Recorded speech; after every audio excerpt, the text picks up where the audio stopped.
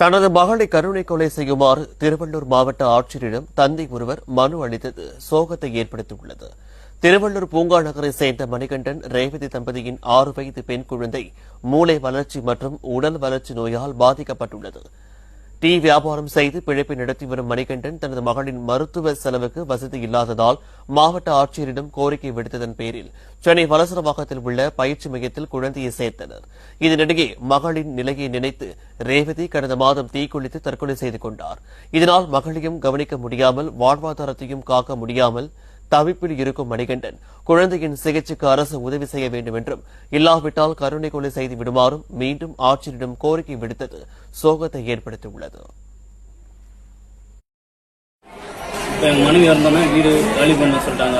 காலி பண்ணி என்ன போகிறது என்ன கேள்விக்குறியா இருக்குது.